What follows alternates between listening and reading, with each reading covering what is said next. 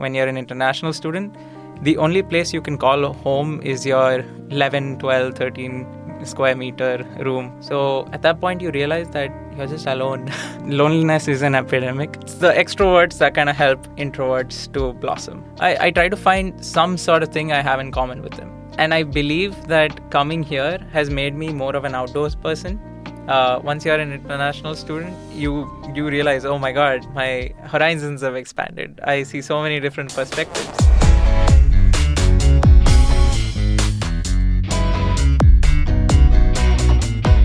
Good day, dear friends. I am Vadim, an Erasmus Mundus student, and this is More Than Studying podcast, where international students share their experiences of studying abroad and much more. I hope the stories collected in this podcast are not only helpful, but also inspiring. Remember what we did, you can also do. Just give it a try. Today, my guest is Tarun, and he is studying Cellular and Genetic Engineering at Catholic University of Leuven. Sorry. Hi, Tarun. How are you doing? Oh, I'm doing great. Yeah. How are you, Vadim? Yeah, I am also good. I know that you had a very good sleep today. Oh, yeah. And that's not a coincidence. Oh, it's not. Tell me more about this. Yes. So I've been sleeping 8.5 hours of... I've been having 8.5 hours of sleep for the last 2 weeks, I'd say. I'm a part of this sleep study, where they test the extent of which your muscles can work. So they put you through this grueling exercise after you sleep for 8.5 hours, 9 hours for over like a long period. But the worst part is going to come next week when I'm going to have to sleep for 5 hours for 3 days straight and then do the grueling exercise.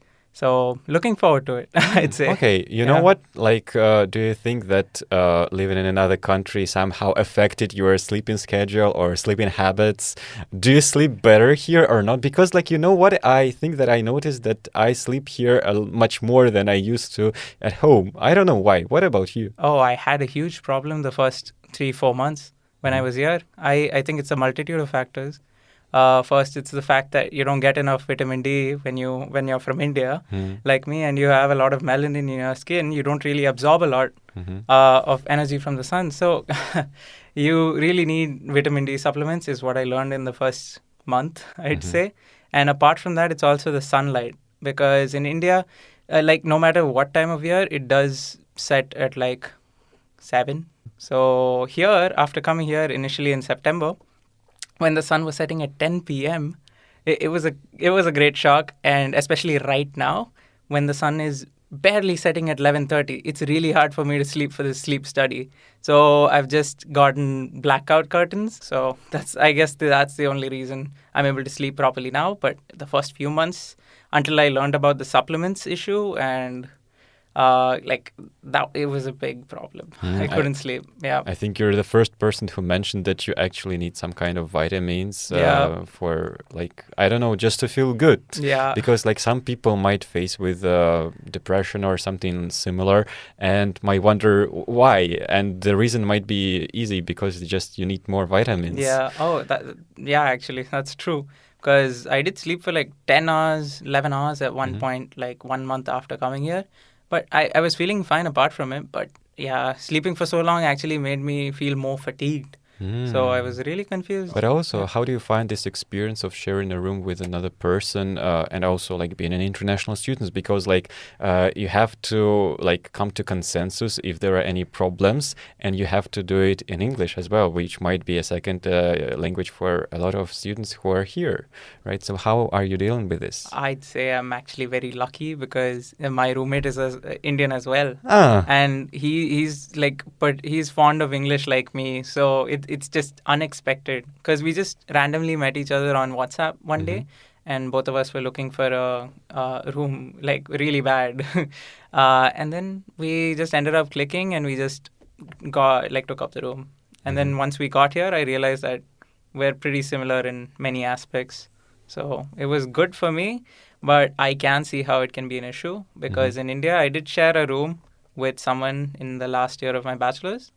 And they did speak a different language from me. That was interesting, I'd say, yeah.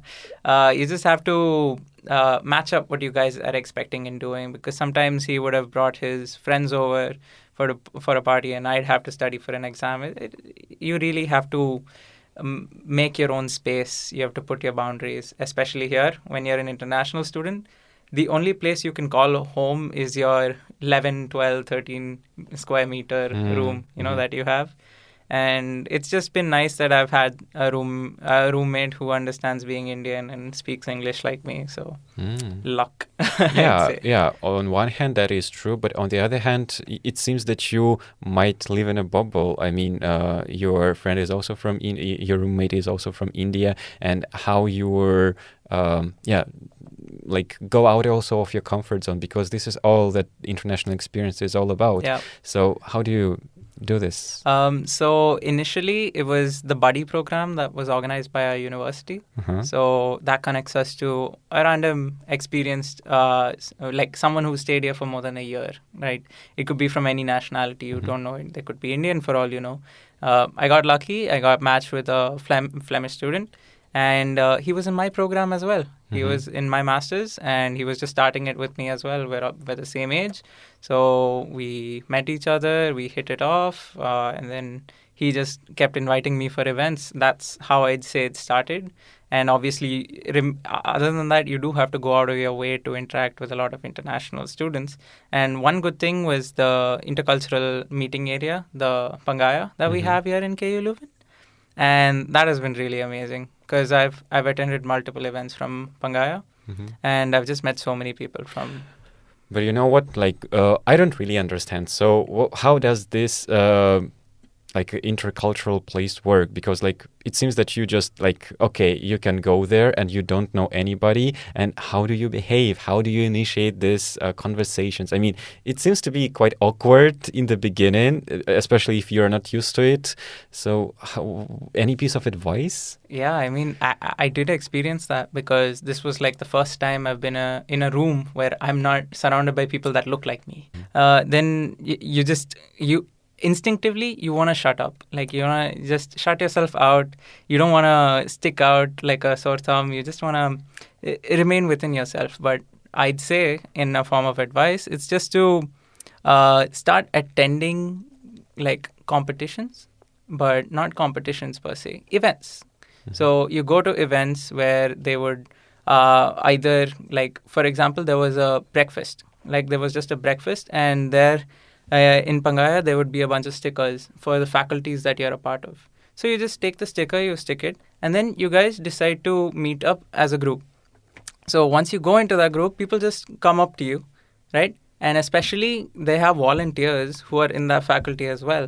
They come up to you and they start the conversation. They, like the universities, in most of these universities abroad where a lot of international students go, they do have volunteers who are like willing to help the students, make friends and open up. Opening up is the first step of it. And if you do want to open up, you're going to have to put some effort from your side.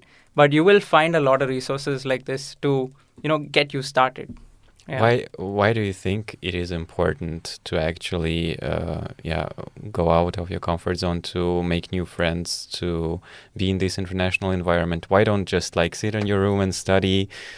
Why? Well, like you mentioned, loneliness is an epidemic, especially with weather like we have in Belgium, where it just rains 90% of the time.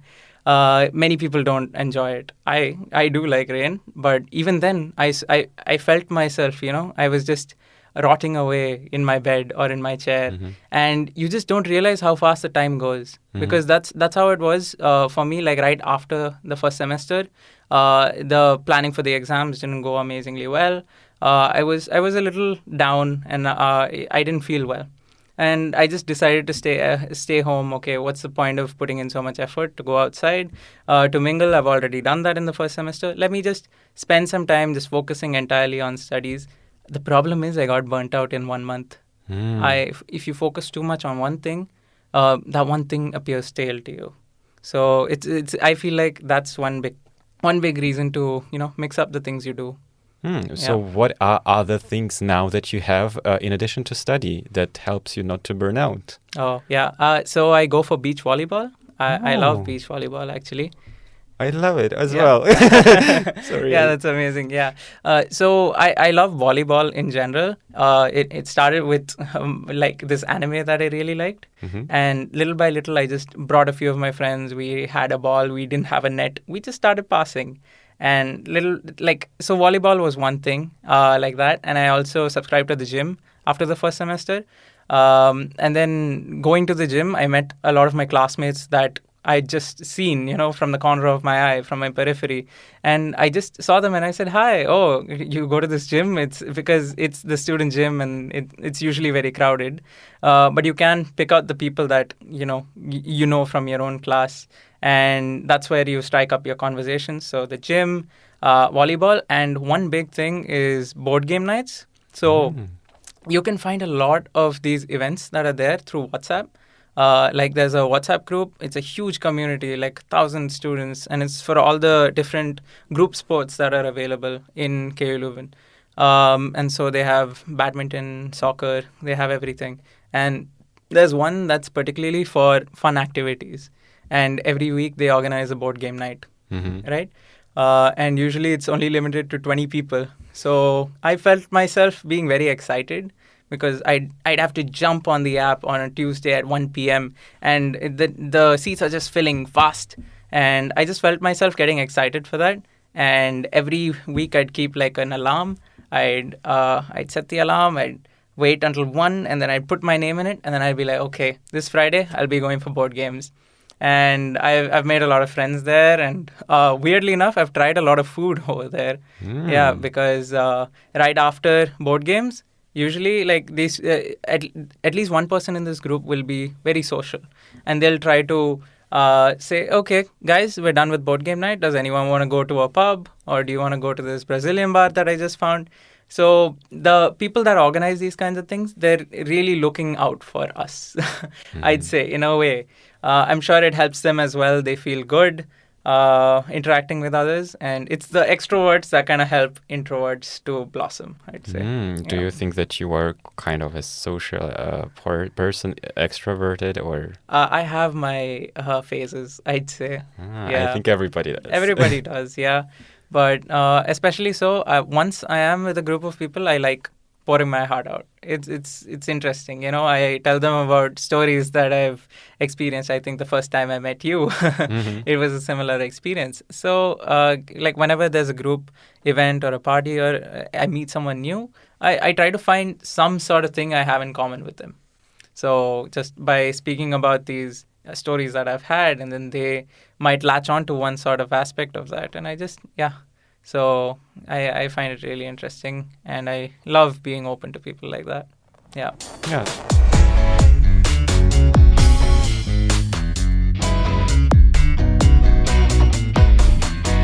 Actually, I think that I missed one important question. Yeah. How did you actually become an international student? Oh, yeah. That's very important. So I wanted to come abroad for a master's from like the first year of my bachelor's studies. Why? It was quite early. Where did this desire come from? Yeah, so my degree is basically a part of biotechnology, right? And early on, my dad works in sales. It's medical sales. So he had an idea of the industry, and he was referring me to a bunch of scientists that were working in the field, And they told me quite straight up that the sector is developing, but not at the rate that the new levels of engineers are coming out. So there's thousands of new PhDs every year in India, and the number of spots, like job spots or job opportunities open, are very few. And they gave me a lot of vague advice initially, and then I decided to talk to my counselors. So in my university, I had a great time, actually. My bachelor's was good. I learned a lot of things, and I did an amazing bachelor's thesis. But then at the end of my first year, what I realized was I need to do something that's out of my scope, Because at that point, I realized that 70% of my class, they weren't interested in continuing the studies in biotechnology. But I was. And then I met the PhDs who worked in my lab during my bachelor's thesis. And they showed me the reality of how it was doing your PhD in India or in your home country where the biotech sector is not very developed. Okay. Like it is developed, but that's more for manufacturing. We have a lot of infrastructure, but the infrastructure is not for people to learn. Mm-hmm. It's for companies to make money. Mm-hmm. So if you do want to get into that, you're going to have to reach a very high level. And reaching that level in India is possible, but there are many roadblocks. From all of those factors, I just felt like I wanted to go international. And as I got to the second year of my bachelor's, then the third year of my bachelor's, I was looking at various universities, the research groups that were there. In them, I saw work that I was really impressed with. And in between, I was actually very interested in sustainability as well as food security. So like seeing people printing meat in the lab, seeing them do all these amazing things, I was just really drawn to it. And I didn't see a lot of work like that, innovative work going on in India at the time. And so I decided, okay, let me expand my horizons outside of India. Do you think that you became a bit more aware of this, I don't know, problems, how this food industry is connected to climate change and so on, when you became an international student? Or did you think about it even during your bachelor, or all your life that was your goal? You know that there is a problem and you need to solve it. That's why you become an international student, or what is the logical consequences? Yeah, so in India, I did have an idea of this because for example, Kurz Kasart, they put out all these informative videos about how climate change is getting worse, and there's a lot of fear mongering on the internet, and obviously it gets to you as a as a teenager. You just look up, oh, is climate change real, for example? I don't know. At that moment, obviously, I did learn of greenhouse gases and the such, and it was something I was lucky to learn from a young age. I'm sure many people learn it now in school. So that's where I initially heard of it. But I'd say yes, after coming to Belgium and studying here, all the courses that I currently have, like advanced genetics and model organisms, whatnot, they all focus on the practical aspect. So they talk about the climate change problem, how microorganisms like algae, how they factor into it, what produces the world's oxygen. It was after coming here that you learn that it's not the end-all solution, and it's something we're going to have to improve, and we don't know if it'll be a concrete solution, but yeah, that's also what I wanted to ask, because in science, it seems that all solutions are you need to spend a lot of time and wait for a very long time till a solution come to a market, right? And even when it works, you need to do a lot of research before it. So do you think that when you are going to such kind of science field, that you will be able to make significant difference to existing problems within, I don't know, a short period of time, or even just within your life? Is it actually possible? Are you do you have an optimistic view on this?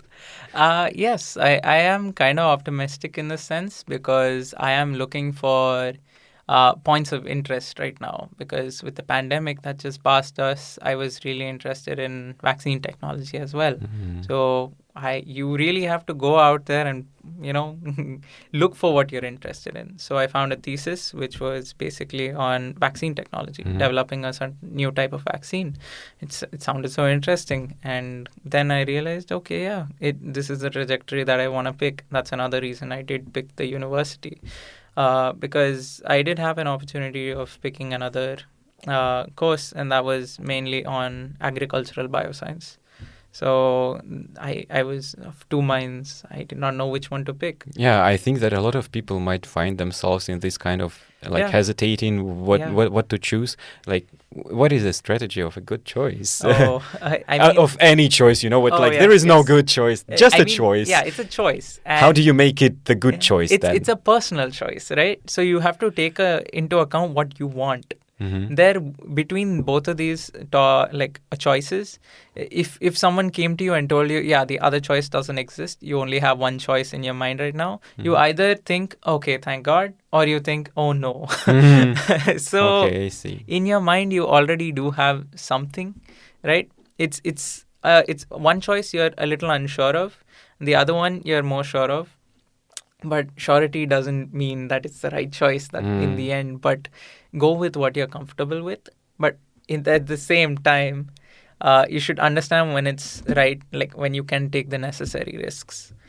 And for example, if your finances don't permit you to go for a particular course, then you shouldn't limit yourself, but look for ways to get into that course with the financial, with aid, for example. Look for aid in that case.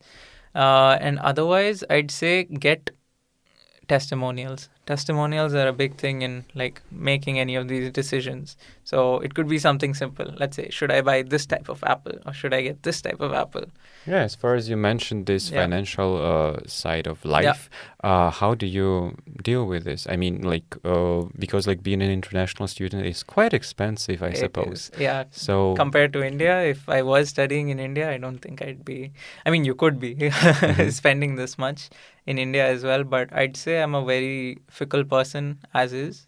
I like to plan my finances out quite I put a spreadsheet every month. So I with the blocked account that they did have for Belgium, they said, okay, you should have 1,000 euros every month in your account. And so you have to pay that, and then you get 1,000 euros every month in your account. Now, out of that, you have your rent. I am sharing it with my roommate, and I got lucky with a low rent. And that's the major cost, that's the major cost. And then in terms of groceries, I split the groceries as well with my roommate. So that cuts costs tremendously. And apart from that, I do try to take research studies like this, which gets me an extra 100, 200, 300 euros.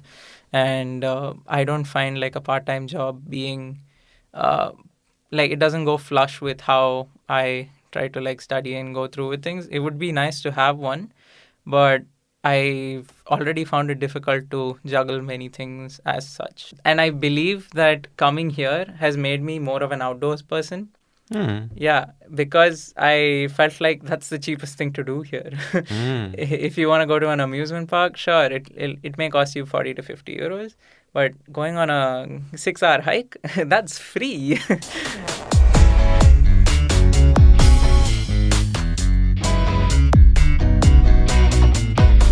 Talking about actually friends, when you moved to this country, became an international student, how did you make friends? That's the most frequent question that I ask, I guess, because I think it's important to know. It's very important, yeah. So I'd say I did make a mistake initially, and I wouldn't call it a mistake. I've made very good friends, but I made a mistake in the sense that I did stick to people from the Indian community for a little bit.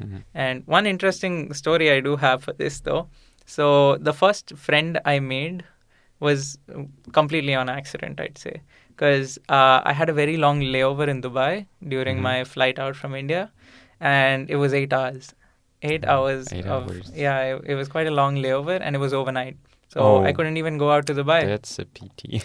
Yeah. And the airport was dead. Nobody inside. Everyone was asleep on the chairs and just relaxing in the lounges. So I got lucky with an hour of lounge time. I spent an hour in the lounge, ate some food.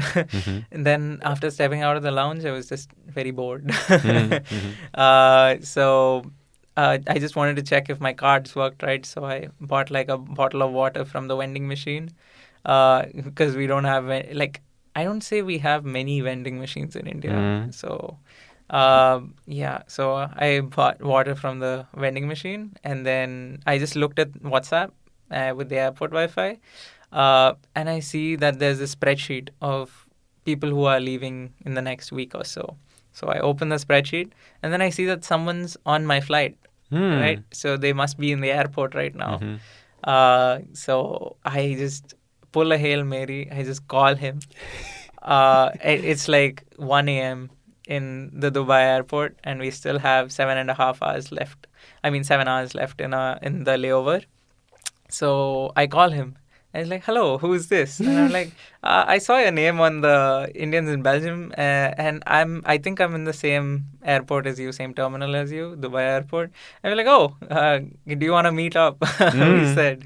And then we just met up, and it's like dead silent, nobody around us, and we're just looking around, and so then we just talked about things for hours, and then we were just so tired, and we pointed out a bunch of weird things in the airport. So that was the first friend I made, and we're very close to this day, I'd say.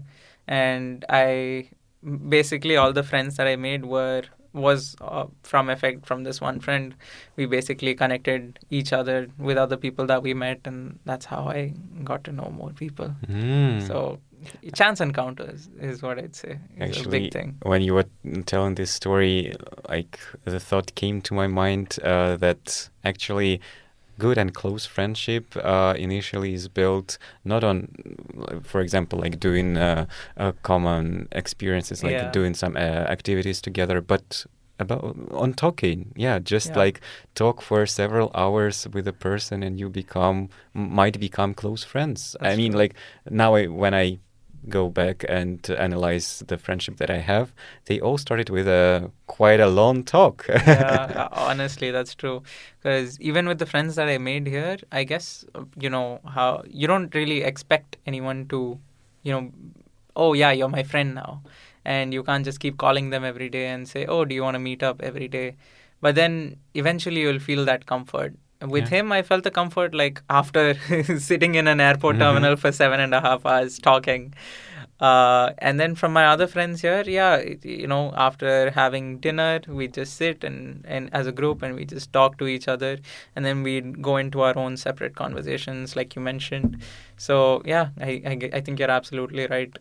Conversations are what make the true friends, the friends you'll remember. Yeah, but also you should not underestimate the common activities. Oh, do yes, you do yes. something like hiking? You also mentioned. Oh, yeah. Any stories or anything else? Yeah, there was a 6-hour hike once with 70 people. Wow. It was crazy actually, and it was from like the hiking group that we have in KU Leuven, and it was a while before the exams, and everyone just wanted to get out there, during the Easter holidays. And so we all just met up at the train station, and you see this huge group of people who are going to be taking a train. And so, like, people do come with their friends, and they do stick with them. But so something that happened was, so we sat down for like a lunch, or more like a snacks break. So a snack break. And we decided, okay, why not share the snacks that we have? So one friend of mine had like this particular Indian snack called, I think it was bhujia. So they're like these thin noodles of flour that's like deep fried. So it's like these small lines of crispy treats. Okay. Sounds yummy. It's yummy. I can give it to you sometime.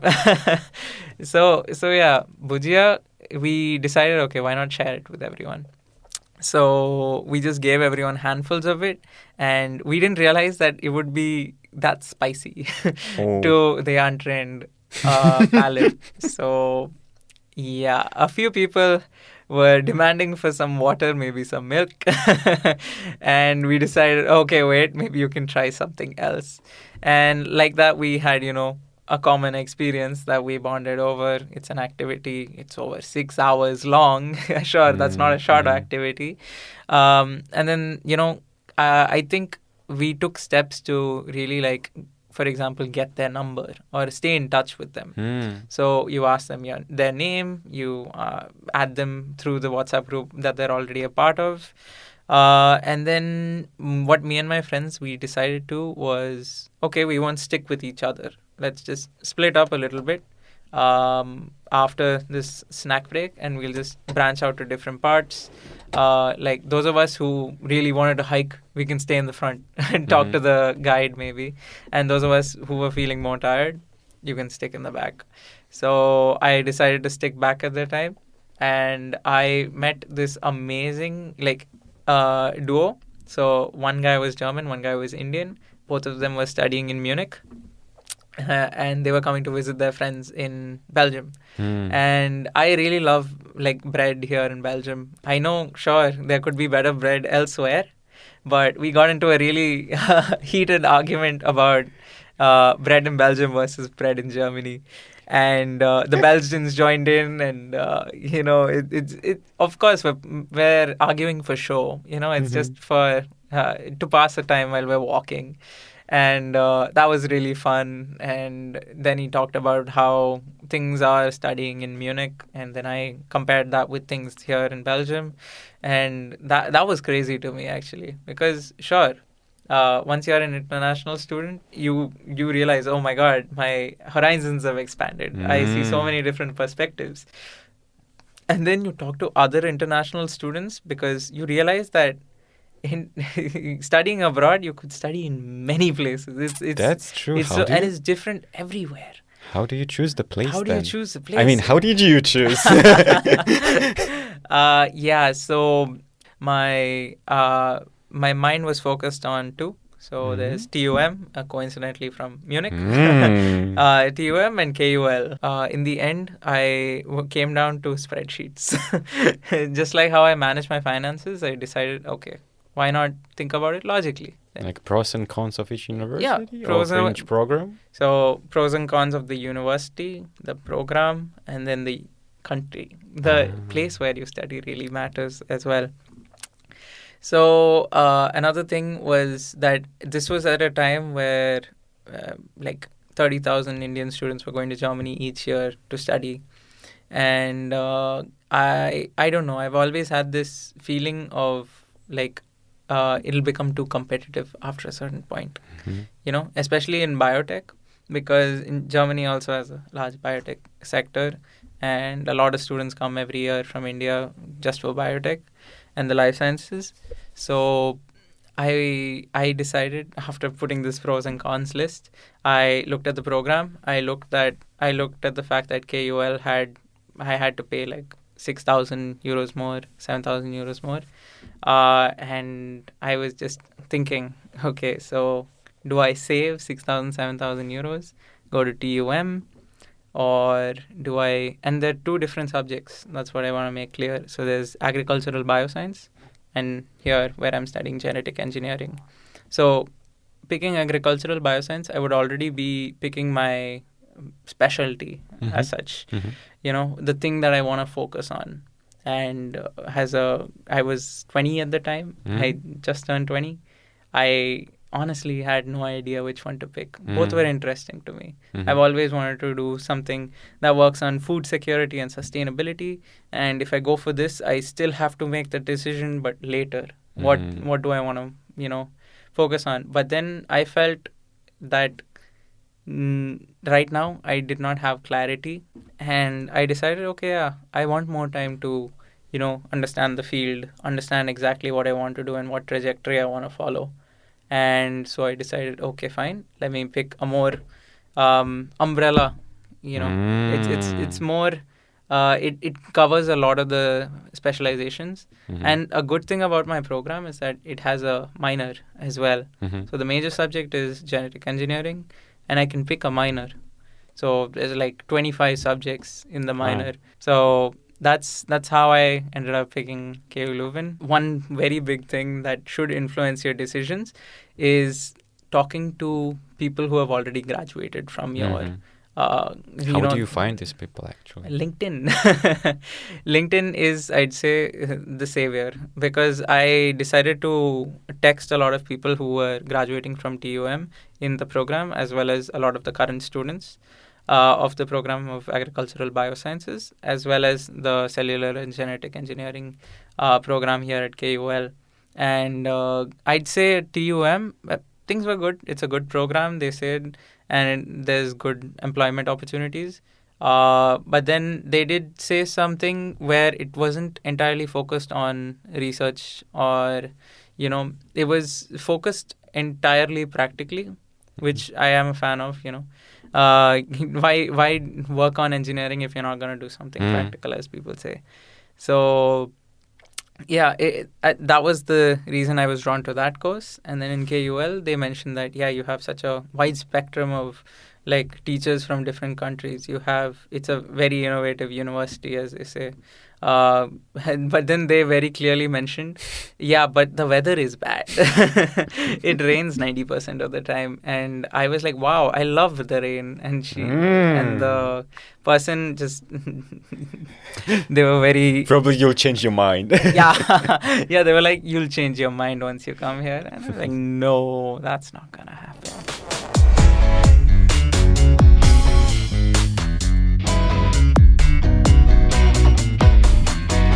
Nevertheless, you still have to build plans for the future, right? Yeah. So what are your plans for the future? For the future, I do want to take a break, but in the form of working as a research assistant or a lab technician. Because in my faculty, within the labs, they have a lot of these positions available. And I've seen quite a few around Europe as well. I don't think I want to stick to one country just yet.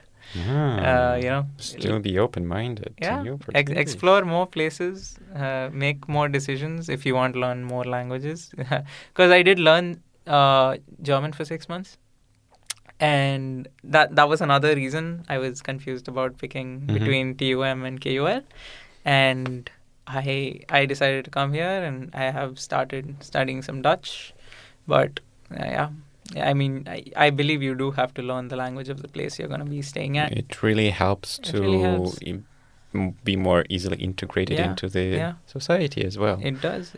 But actually, like, every time that I ask the question about the future, people just naturally start to talk about their academic career or just job profession. Yeah. And nobody mentions quite important aspect that we were discussing during the interview all the time. It's about friends and family. Like, nobody mentions this aspect in the future. So is it just like something that you don't have to think about or don't have to plan? Oh, it's definitely something I have to plan. Because like you need to think how you're going to maintain new friendships that you got here or friends that you had back at home.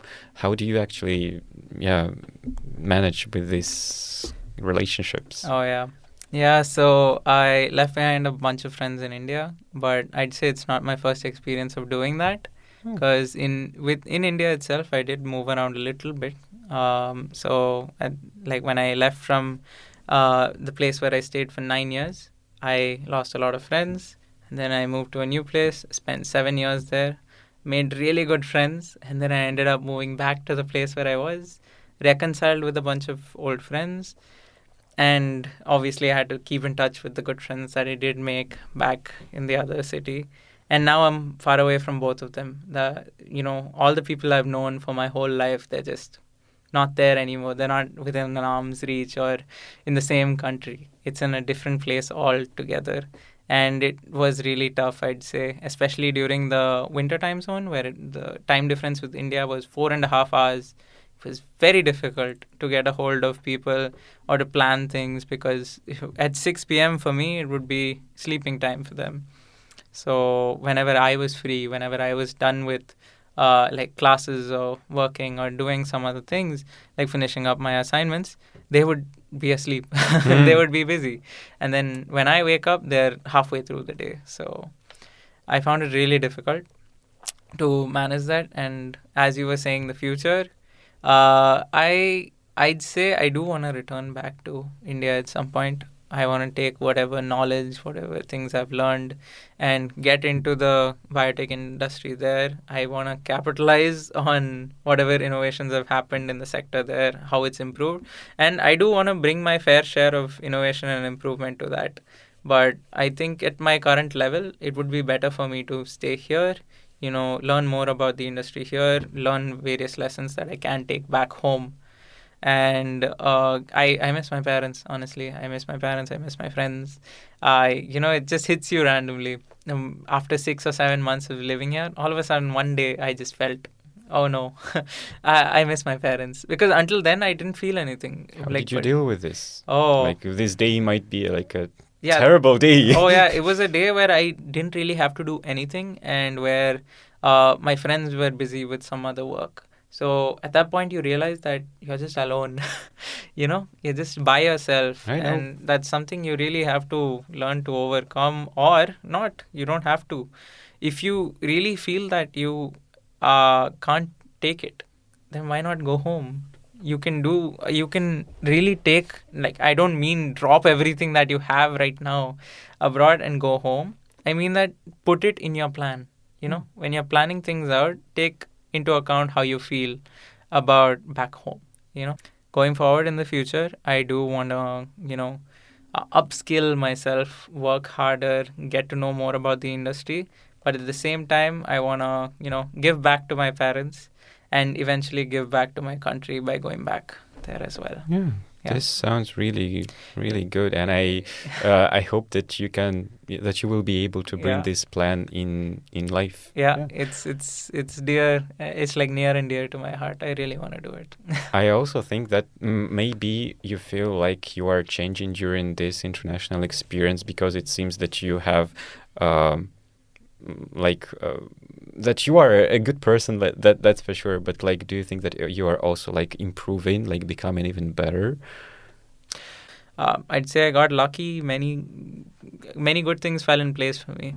And after coming here, I'd say a few times there were a few roadblocks.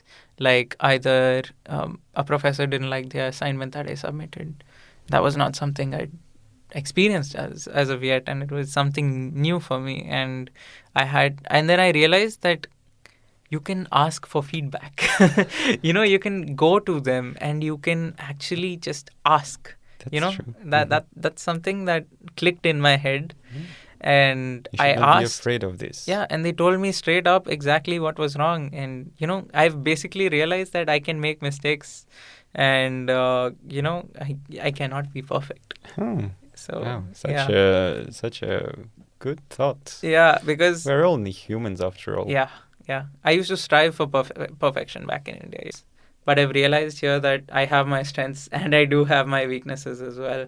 And what I've realized is that I really have to focus on my weaknesses, and improve that. So, yeah, I'd say that. Yeah. I guess that it's a high time to wrap up the interview. So if you feel like saying something essential to know for international students, or people who just think about becoming international students, or people who are just listening to this for fun, please feel free to say anything. Okay. I'm gonna just pick the effect of LinkedIn. So try to put yourself out there on LinkedIn. People do notice you, especially in other countries, and other people do reach out to you as well many times over. And networking through LinkedIn has helped me a lot here. I've talked to recruiters of many companies here. Some of them are actually Indian. They come from other countries. There are people who have come from abroad and they're working as HR people. They know exactly what to do to get into these companies as someone who is, from abroad. Certain places will have a restriction. Certain research labs have restrictions. And I'd say using LinkedIn as a powerful tool is the best thing you can do. Yeah, social networks are a powerful tool and you need to use it wisely, of course. I think that if there are any other questions left about studying abroad, you know that you can ask them in comments. Also, please share this podcast if you like it and support us with your feedback. We really value it. Always do your best and live with all your heart as usual. Tarun and Vadim were here with you today. Stay tuned to our Modern Studying podcast.